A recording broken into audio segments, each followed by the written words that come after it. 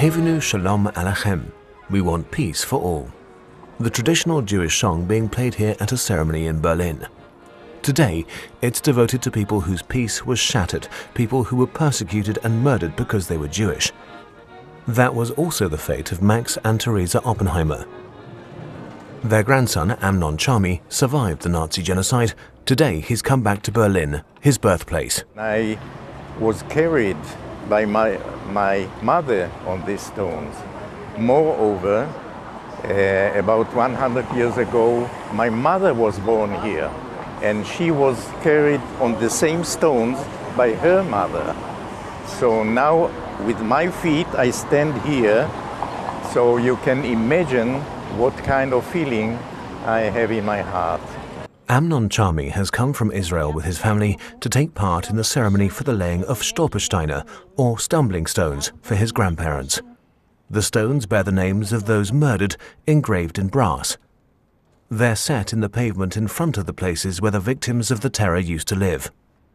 It started here where people lived. Auschwitz was far away, and I think very few people knew, and other people couldn't imagine what was really happening in Auschwitz, what was happening to people there.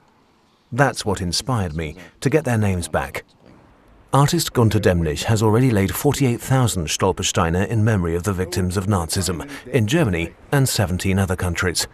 His idea only works because people like Gerhard Hochhuth volunteer to help, found private initiatives, and work to ensure the terror is not forgotten. The Oppenheimers' descendants had already contacted the city of Berlin, but Gerhard Hochhuth got in touch with them in Israel and took on the research into the family. In diesem Fall jetzt im Vergleich zu den anderen Stolpersteinen war das Besondere, dass es compared to other Stolpersteine, in this case they were from the district, from Pankow, and that was special. They'd lived here for 30 years, but nobody in Pankow knew about it. But their relatives in Israel didn't have many documents either. We were able to get lots of information from the archives in Berlin and the Federal Archive and in Heidelberg that the relatives themselves weren't aware of. Not everyone in Germany is in favor of the Stolpersteine, and it's also been criticized by parts of the Jewish community who object to the form of the commemoration. But for the Oppenheimers' grandson, they do bring consolation and keep the memory of his grandparents and their story alive.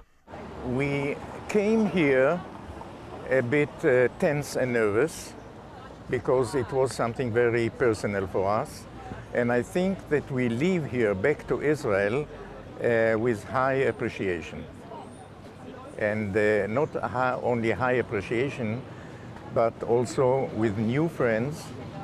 I told Gerhard yesterday, we feel that you are now a member of the Oppenheimer family. Like the Oppenheimers, millions of Jews were expelled and murdered. But they are not forgotten.